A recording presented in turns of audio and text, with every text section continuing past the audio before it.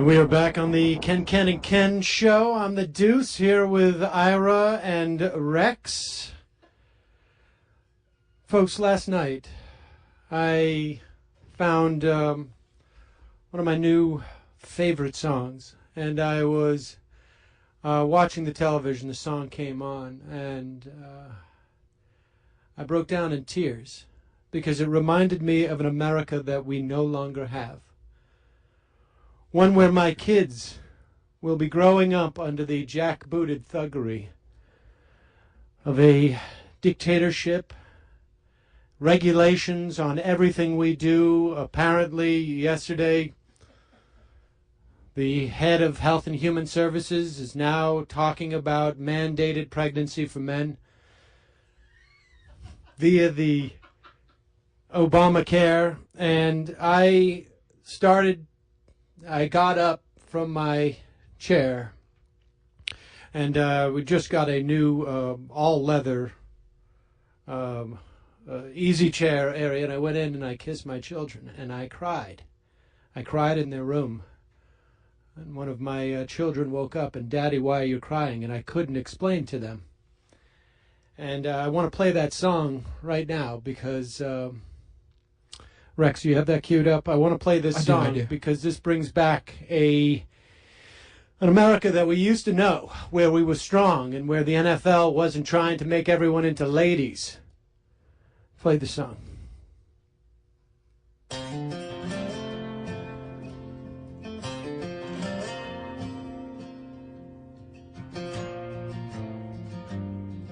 He's a 20 years straight, get to work on time.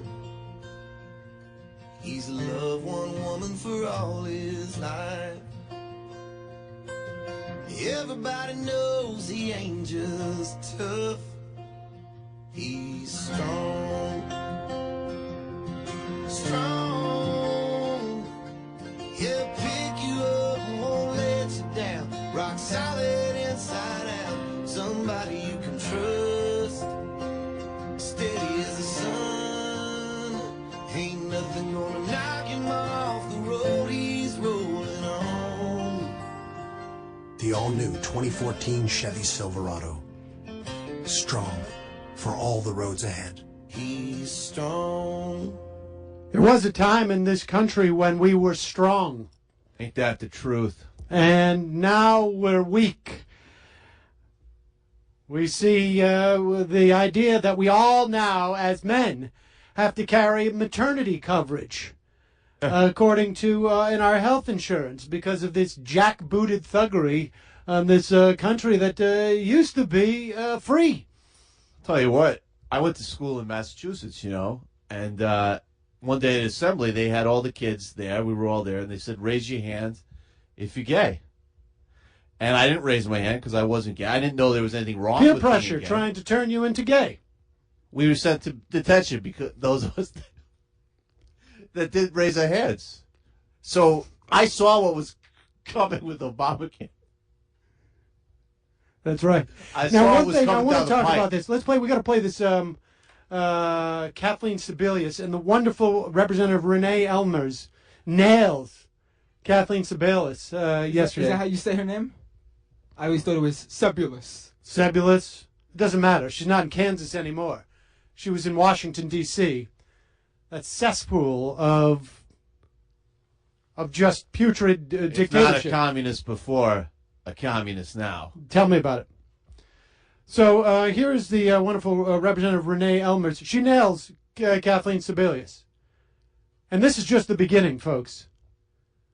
First, you're going to have to get coverage if you're a man for maternity, and then how many steps is it until you're being forced to carry to term a baby in yourself as a man? Oh, trust me, they're working on it. Let's go. Play this. Now, we're talking about open enrollment, but it's forcing the issue, is it not? That if an American does not have health care coverage, they are essentially breaking the law. Is that not correct? If someone can afford coverage and has that option and chooses not to buy coverage, they will pay a fee on their And it is a law, so therefore they are breaking a law. Tax. Okay, you also brought up the issue when you were in Kansas that you fought against discriminatory issues. Now, as far as the essential health benefits, correct me if I'm wrong, do men not have to buy maternity coverage? Policies will cover maternity coverage for the young and healthy. Including under men. 30-year-olds will have a choice also of a catastrophic plan, which has no maternity coverage. The catastrophic, but the men are required to purchase. Well, an insurance policy has a series of benefits whether you use them or not, and one of the benefits will be. And that is why the health coverage, care mental premiums health are coverage, increasing as domestic high because violence we're forcing them to buy things that they will never need. Thank you, Madam Chairman. The individual policies cover families. Men often do need maternity coverage for their spouses and for their families, yes. Single male age 32 does not need maternity coverage. To the best of your knowledge, has a man ever delivered a baby? Ladies, time has expired. Has a man ever delivered a baby? Has a man ever delivered a baby? I don't think so, but Kathleen Sebelius doesn't seem to have an answer for that. Well, trust me, what they're doing with the milk cartons and the anti-bullying campaign, that's the next step, and that's what Congressman Elmers can't say. We're all going to have to carry babies now. And, Rex, you've got the same situation now. Listen to what Rex is going to with a loss of liberty that we have in this country. I'm under 26, and so you know how Obamacare has that, I could be on my parents' health care plan. And so my parents put me on the health care plan. You have no liberty. But I don't want to be. Okay, Rex is not going to have... Well, no, he can leave, but he cannot live in a world where he is not allowed to be on his parents' health care. He now cannot have the freedom of not being on his parents' health care unless... because the option is there. There's no freedom. It's a freedom question. And, I was watching a documentary on the Sci-Fi Channel at midnight, and, another thing is that, what? Liberal media. Yeah, NBC. Yeah, it was kind of shocking, actually, because even they admitted on the Sci-Fi Channel that, who created the idea of mandating that kids be on their parents' health care plans? The Iranians. Think about it. Of course. It's just a little bit closer to what we're facing in this country. We've got a lot of things to talk about, but first we're going to go to a guest. This woman wrote a piece.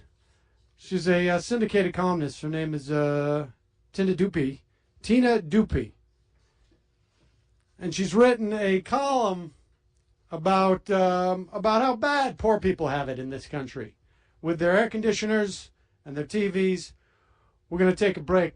We'll come back. We'll talk to her in just a moment. We're back on the Ken Show. I'm the Deuce on the phone. It's a pleasure to have on the program syndicated columnist Tina Dupy. She is she writes on I guess in a lot of papers across the country. It's a little bit scary from our perspective. Tina, welcome to the program. Hi, Sam. Thanks for having me. It's the Deuce. Hi, the Deuce. Now, Tina, you had a piece called, you had one piece called Read More Than This Headline, and I went and I checked some of your other headlines. One was For Shame for Poor Shaming. What does that mean? That was a column about how conservatives have a tendency, instead of helping people get out of poverty, they just want to make them feel bad about themselves for being poor. And so do you think that we should make people feel good about being poor? I think that it's not a moral issue. I think that it is an economic issue, and the two should not be confused. Oh, well, who said anything about morals? I mean, do you want people to be poor? Of course I don't. Okay, well then why would you tell them it's good to be poor? I'm not telling anybody it's good to be poor. I'm telling them they should not have to feel bad. It's not because they are bad people that they are poor. The two are not the exact same thing. That there are circumstances which people are born into poverty, and different institutions that enable people to stay where they are economically, like the fact that we no longer have upward mobility. Wait a second. Wait. Have you ever been poor? Yes. Was it good? No. Okay. I think we can agree. I don't get it. Hold on. Ira wants to say something. Hey, Tina, I got a question for you. A story, actually. Mm-hmm. So back in grade school, I knew a kid. We used to call him Runny Nose Mike because his family had no heating. And there were holes in his shoe. And so anyways, I ran into him a couple years ago, and he's a rental agent at a Hertz motor car. He's got a reasonable shirt on. He told me, he said, if you guys didn't call me Runny Nose Mike and make fun of my shoes, I would be homeless today. So what do you say to that? I think that's help, if you ask me. So you're saying that tormenting someone as a child and making them feel bad for being poor was a motivating factor? That's exactly right. It's motivation. And whatever happened to I know in the Muslim communist America that maybe you're interested in, motivation's a bad thing, but traditionally it's helped people in this country. So if I'm hearing you right, schoolyard chants should be public policy of how to get people out of poverty. See, that's the difference, is that you liberals want everything to be a policy. I don't think Ira's saying that we should have government reach into the schools and force it. It happens naturally. I didn't so need what's government wrong to with tell that? me to call him Runny Nose Mike. I'll tell you that much. Right, but when we're talking about policy, which is what my column was about, was policy, then yes, we're talking about government policy as opposed to privatizing or public shaming and as a motivating factor. Well, and this is actually like talking about what we can do as a nation for the people who are living below. We are still the richest nation in the world, and we have 48 bingo. people. Okay, we're the richest nation in the world. Let me ask you a question, Tina. How many people who live in Africa have air conditioning? I have no idea. Right. Okay. How many have it in this country? I'm assuming you do since you asked the question. Pardon? I said I'm assuming you do since you asked the question. Virtually none. Virtually none. But in this country, most people have air conditioning. So the point is that the poor people in this country, we call them poor, but they're not really poor. No, they're really poor. Well, they're really poor. Their life expectancy is lower. They're living in the, they're contributing to the economy. We no longer even have the working poor. We have the working impoverished. People who are forced to be on the public dole because they're not actually able to feed themselves while they are working full-time, and sometimes, more than full-time, up to 60 hours a week. Okay, let me ask you this. That's great. But let me ask you this. How many rich people win the lottery?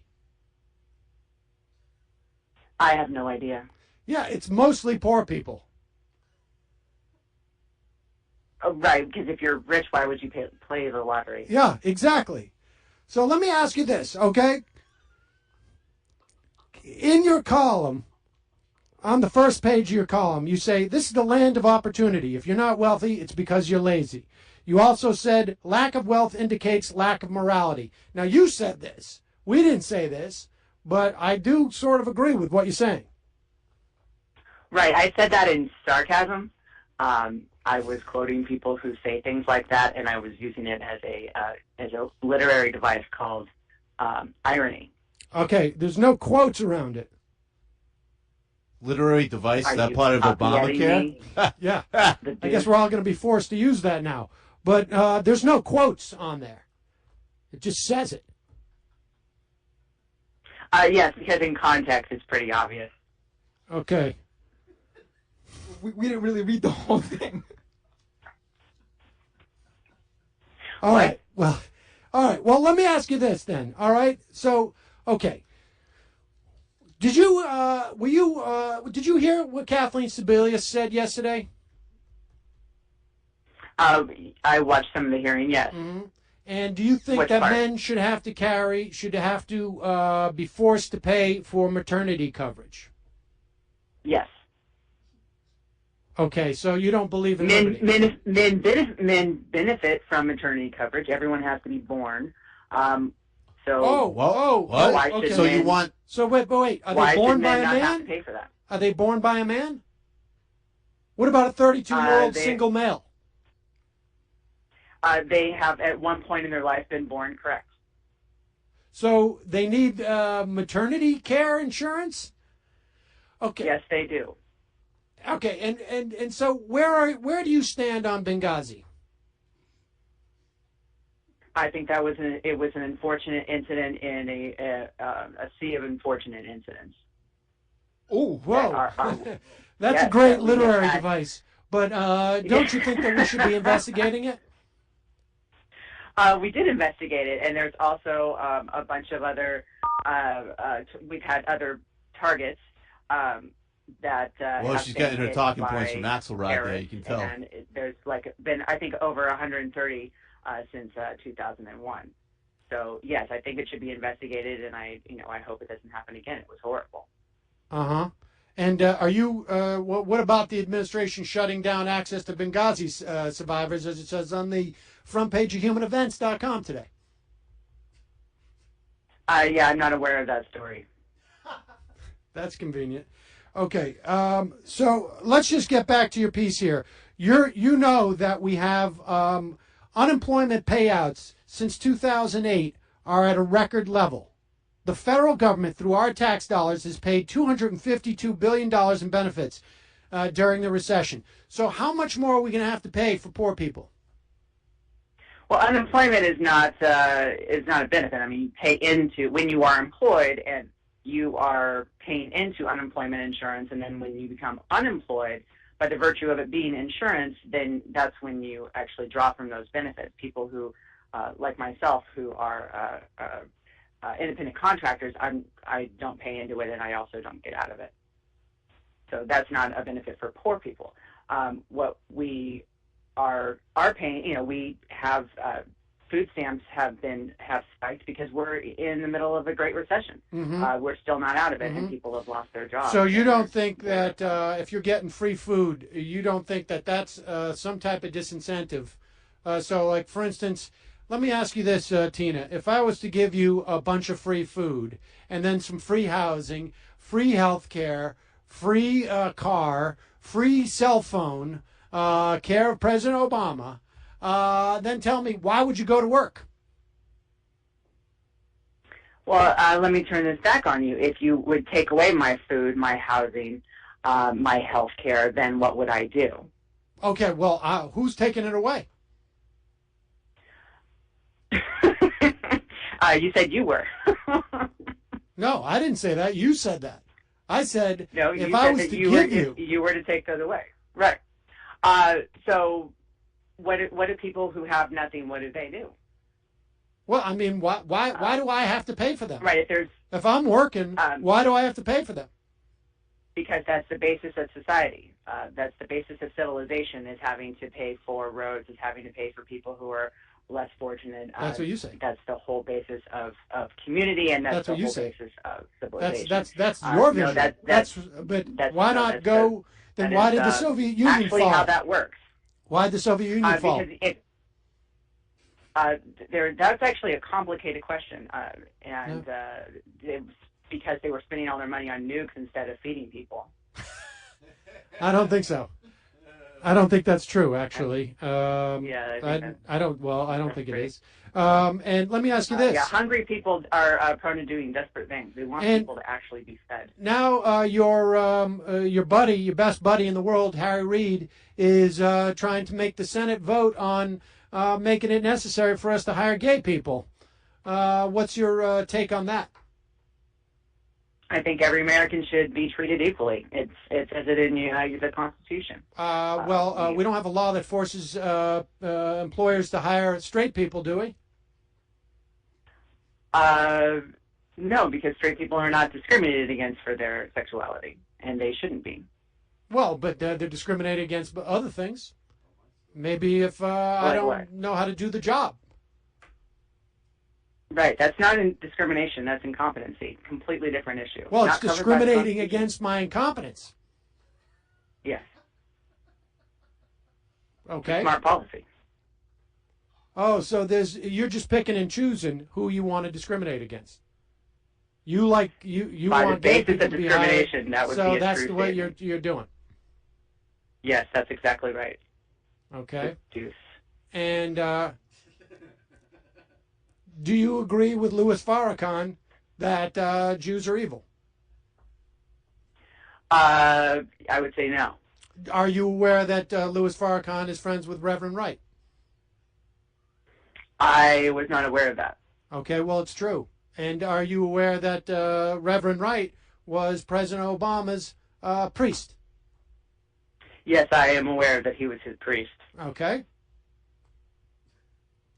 Explain. So, do you agree with those people? No, I don't believe that I have to agree with everybody who I am friends with in order to be friends with them. Oh, so you're friends with Reverend Wright? You're friends with I didn't Reverend know Wright, that. or is it Louis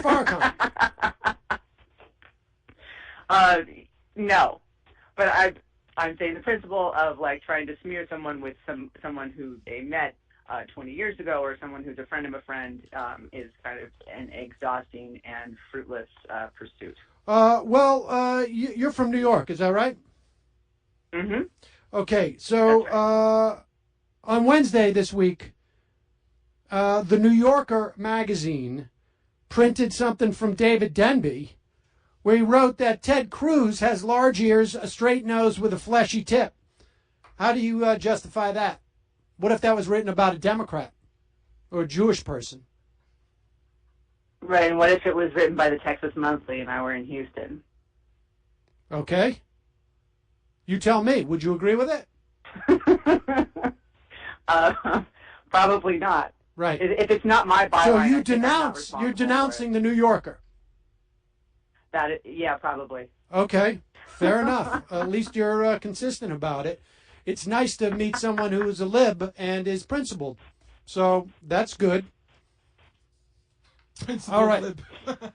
Did you condemn Tom Daschle and Harry Reid calling President Bush Hitler? Did you condemn that too? Who calls who Hitler? Senator Reid and Senator Tom Daschle both called former Senator Daschle both called President Bush Hitler. We've documented that relentlessly on the show. Yeah, I'm not in the business of denouncing every time someone uses a Hitler reference. Dick Durbin called the FBI Nazis.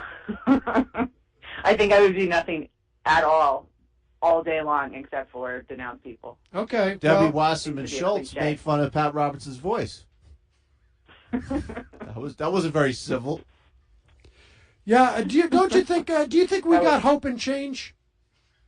Yeah, no, I think conservatives are the victims of history. I really do. I mean, you poor people. At every turn, someone's just saying something mean, and it's tragic what has happened to conservatives. Okay. See, okay, now what you're doing is you're using your literary device again on us, and you say we're poor people, and then you're mocking us, so you clearly know that's the best way to deal with poor people.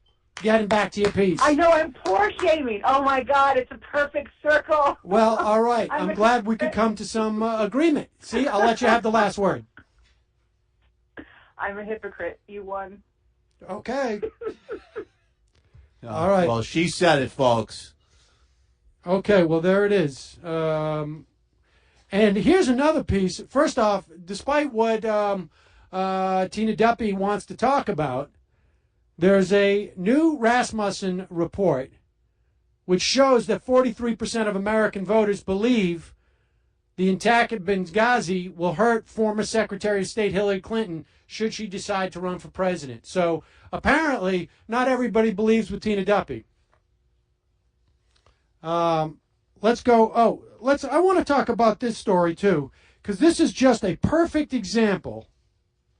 Now, Tina, she had no problem with the New Yorker saying that Ted Cruz has large ears and a straight nose with fleshy tip, which shines in camera lights before he talks to reporters. This is what they do. They attack personally. But I know that she would have a problem. Okay, here's a story. In Philadelphia, a guy wants to set up a Halloween exhibit on his lawn. And this is a perfect example of the political correctness that is happening all over this country. They're going to attack Halloween. They're going to attack Christmas. This is all part of their attack on Christians.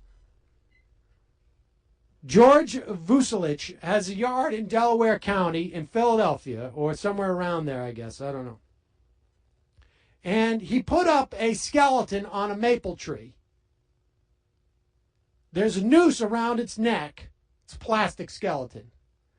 And simply because the noose is attached to a neck and has a Obama-Biden t-shirt on it, now these liberals are protesting because they don't have a sense of humor. But, of course, they got no problem with saying that Ted Cruz has large ears, a straight nose, with a fleshy tip. The last I checked, Vice President Biden and President Obama aren't skeletons. It's pretty clearly a joke. And this is what happens. It's not a joke. It's Halloween, too. You can't put up Christmas trees. Then you can't put up Halloween stuff. Okay, we're going to take some phone calls. I bet the kids will get... The shirt says Biden, too. It's no specific. I bet specifically on somebody. Right, but of course it's racist. But of course, we don't have any... there's no record of white vice presidents being lynched. So why does everybody make it out to be racist? But I'll tell you what. Go to that guy's house, kids. I bet you get some good candy. That's not a Michelle Obama vegetable treats house. You know what I'm saying? And you'll get some actual candies there. Good point. This is another story we got. Thanks for bringing that up. All right. There's a story, and this is what's happening now in this country as we lose our liberty. A North Dakota woman is not giving out apples or toothbrushes or candy to people who are going to come to her house tonight for Halloween. She is sending a letter chiding parents of moderately obese kids, giving them a note. You are probably wondering why your child has this note. Have you ever heard the saying, it takes a village to raise a child? Now, why do we have this? Why is this happening? Pretty easy to know.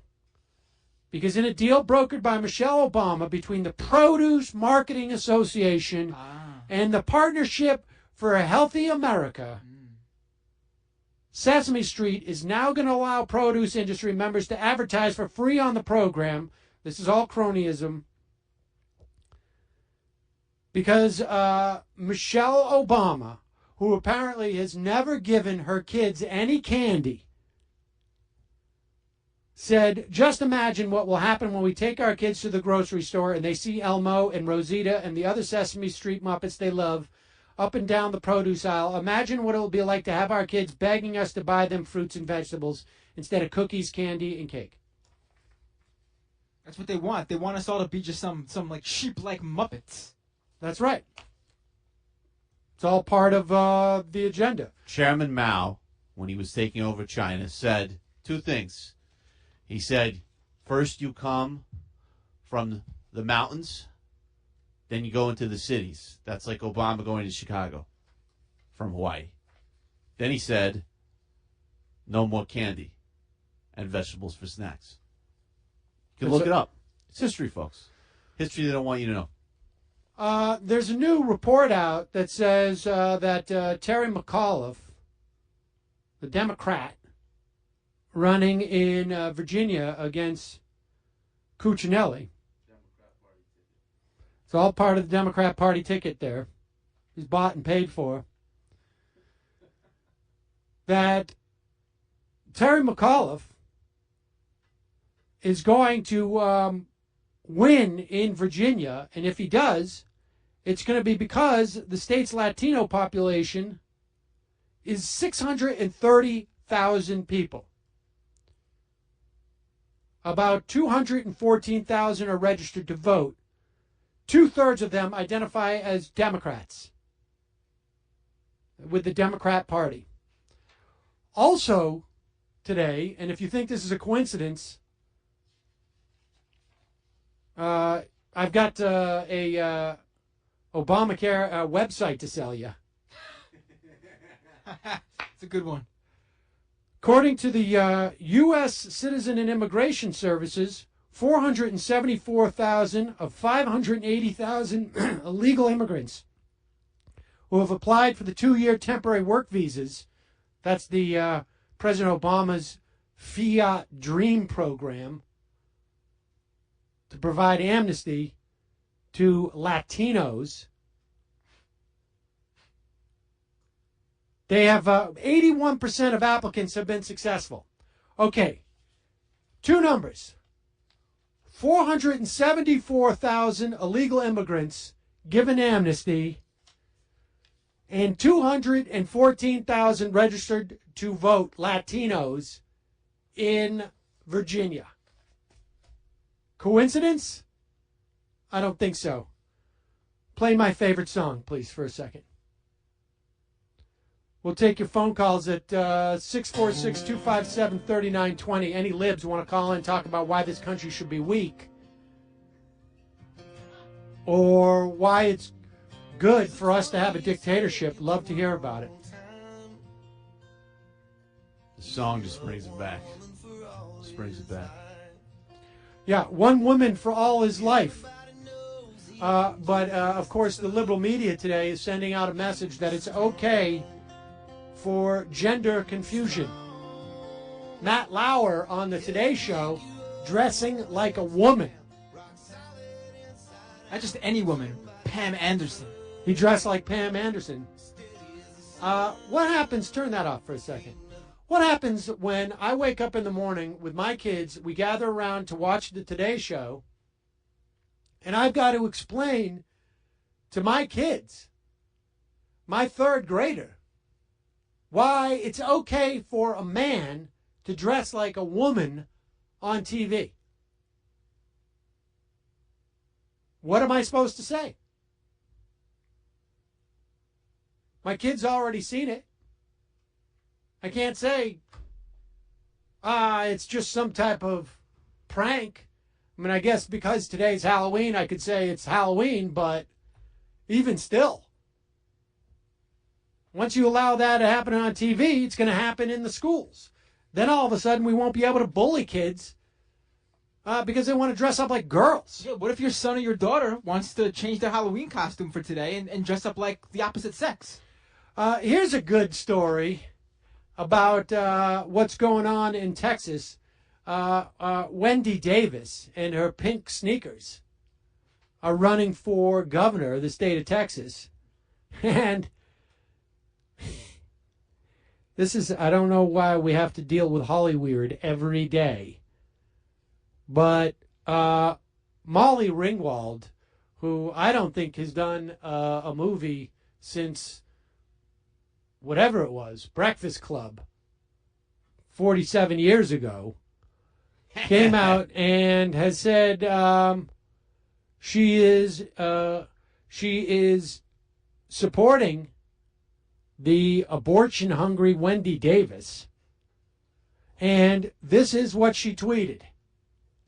Support this woman, the next governor of Houston, Texas. First of all, Live education system at work. Right. Huh? I wonder how many years she spent in public school. Molly Ringwald, Houston, Texas doesn't have a governor. It has a mayor. And Molly Ringwald, she's got 3 kids of her own. How can she look into her kids' eyes and say she supports that abortion-hungry Wendy Davis? What's gonna happen next? Janine Garoppolo is going to there's a name I haven't heard in quite some endorse time. the communist Bill de Blasio for governor of Poughkeepsie. Speaking of that de Blasio character, though, there was that last debate last night. Well, no, we're actually about to literally, in New York City, we're going to elect a communist, a Sandinista. I guess that's no problem. It doesn't bother anybody. You know, if I was in you're school, you're from New York. I never. if knew I that. was in school today, instead of helping Runny Nose Mike not be a poor, disgusting kid anymore, we would probably all be forced to buy him clothes. That's what Bill de Blasio wants. Well, he wants to have everybody go into an indoctrination, pre-K, Obama-style indoctrination school, where you go in and you just got to do everything that dictator Obama wants you to do in pre-K. All right, let's take a phone call. Okay, you calling from the People's Republic of Massachusetts. Who's this? Who's this? You calling from the People's Republic of Massachusetts. Who's this? This is Carl. Go Sox. Red Sox won last night. Yeah, it was great. Hang out with my buddies. We hung around the streets all night.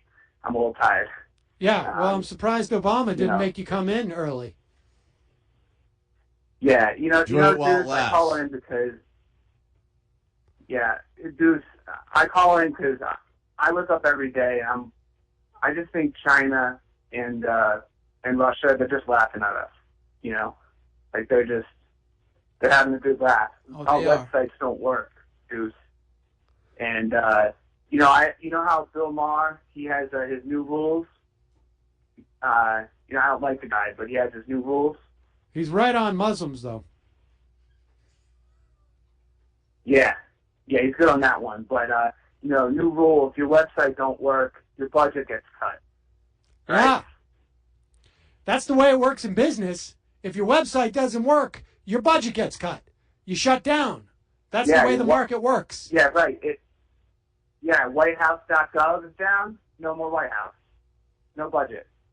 It's a good point. All right, thanks for the call. Thanks, dude. All right, you got it. We got some smart listeners. It's going good. That common sense would never fly in Washington. No, there's no common sense there. It's basically been outlawed at this point. Probably for all the people who made the website that doesn't work, there's probably hosting sensitivity meetings right now, telling each other nice things, probably trying to make them feel better about themselves like they do with kids that are bullied in school. Yeah. Probably Sebelius probably came in after the hearing yesterday. Obama probably sat her down, gave her some cookies, said, good job. This just breaking on Human Events. Who has on a Kathleen Sebelius costume for Halloween? Oh. That's all. That's how it's the only headline. But David Barton may be running. The Christian historian may be running for Senate in Texas. That's on the Blaze. Oh Lord, that would be wonderful, huh? Have an actual historian in the Senate, someone who understands the roots of this country, what makes it work, what makes it special. That's the only way that we're going to get. We're going to get back to constitutional values in this country. Is if we get a Christian historian in the Senate. I just worry so much, though, because I just think, it's just we're under assault every day.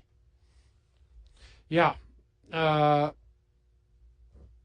Rex, what did you think about that game last night? If you're going to mention it, we should talk about it. What did you think about the baseball game last night?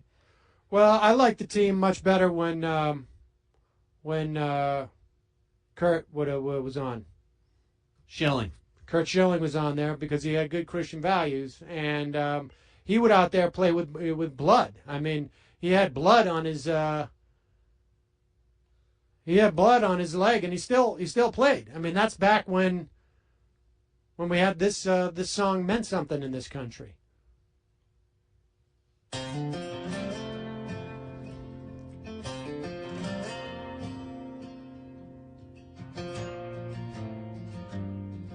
He's a 20 years straight, get to work on time. He's loved one woman for all his life. Everybody knows he ain't just tough. He's strong,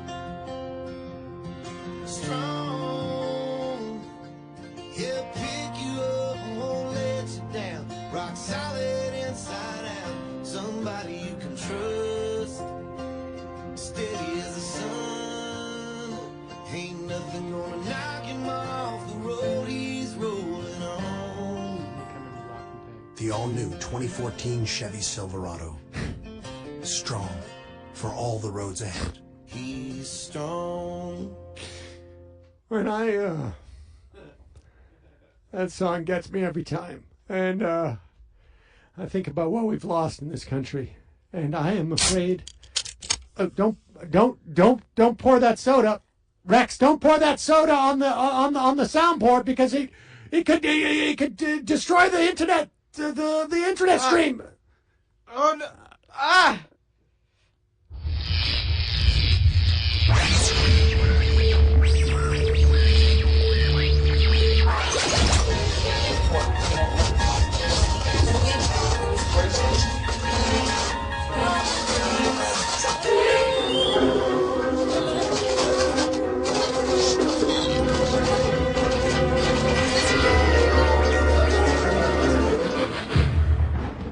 All right, Sam, I got the connection back up. We should be good. Okay, yeah, that was one of the best interviews I think that we've ever done on this program.